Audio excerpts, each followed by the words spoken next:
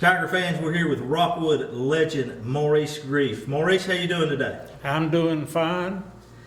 Maurice, most people probably think you went to Rockwood High School. Tell everybody where you grew up and where you attended high school. Well, I was born in Nashville, went to West End High School, and left in my junior year, went into the Navy, served in the Navy from 42 to 46, and met Carolyn in late 49 and married in 1950 and came to Rockwood in September of 1950. Tell us a little bit about your family. Well, my mother and father both passed away and had no siblings, no brother or sister. They were working people and a good mother and father, and I had a great grandmother. How did you end up coming to Rockwood? Well, as I said, in 1949, I met a young lady by the name of Carolyn Bernard, and we dated, and we got married in January 1950. Then in September of 1950, Mr. and Ms. Bernard were both sick, and they wanted us to come and run the store. So we came to Rockwood in 1950, late 1950, to go to work at Bernard's store. All right, Maurice, you did the PA for 57 years for Rockwood. How did it come about you became the PA guy for Rockwood football? Well, I was just working at the JC's, at JC Bowl, and I went up in the press box, and Mr. Fulmer was doing the PA, and he asked me if I'd like to help him, and so I did. And I started in 1953 doing the PA. Do you remember the first Rockwood game that you ever did? No, I was trying to think about it, and I can't come up with the ball game. In your opinion, what was one or two of the best Rockwood teams that we ever had? Well, two, of course, the number one stands out in your mind is the 1976 team that won the state championship. But to my knowledge, I think the team in 1975 was a better football team. Of course, the championship team was outstanding. What are some of your memories from that 1976 state championship team?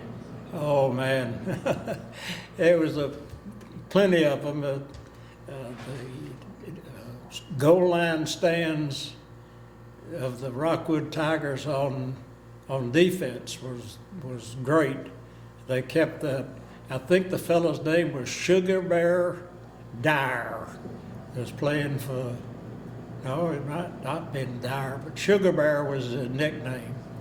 And they ran several plays down on the goal line, and every play was Sugar Bear. And Rockwood stopped them on the goal line. And we lost the ball on the goal line on a touchdown, but then the field goal was of course the outstanding part when we won the ball game 3-0, and the crowd that went to Murfreesboro was great. I remember seeing a picture of you in the paper with a cowbell. What's the story behind the cowbell? Well, that cowbell I still have. They don't let me ring it anymore in ball games.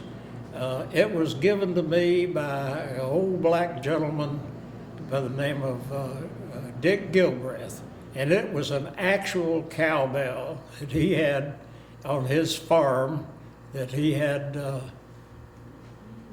around one of his cows' necks, and he gave it to me, and I started ringing it at away games. They wouldn't, of course I was in the press box at the home games, but I did ring the cowbell at the visiting games. Do you still have the cowbell? I still have that cowbell. Wow. Maurice, over 57 years with the Tigers. You got any final comments about Rockwood Tiger football? No, it's just Rockwood Tigers football means a lot to me. 57 years, I've seen some great ball players. I've seen some great coaches that have come through here. Of course, Tom Pemberton stands out. Lawrence Baskin had the middle school team that went 42-0 prior to our state championship. And the boys that were on that team went on to play on the high school team. Gordon Mason, Marsh Goodson, Mike Collier, of course, from 1974, 79, 76. George Hatcher, Larry Davis, Mark Pemberton, Roger Gentry, and now John Webb is now coaching. And those were outstanding coaches. And I've seen some outstanding football players come through Rockwood. Pat Cooley and Brad Berry, Rod Richards, Harold Taylor, Cotton Mitchell, Wayne Pryor, Chris Sims, Jason Eskridge. We've just had some good ones. Walter Jano was an outstanding lineman. And of course, back earlier was Pope Cooley and Red Mitchell. John Webb stood out playing football in Rockwood. And we had a lot of other ones that played. We had some that I've seen play was Val Barksdale, Doug Sands from Harriman, Jermaine Copeland from Harriman,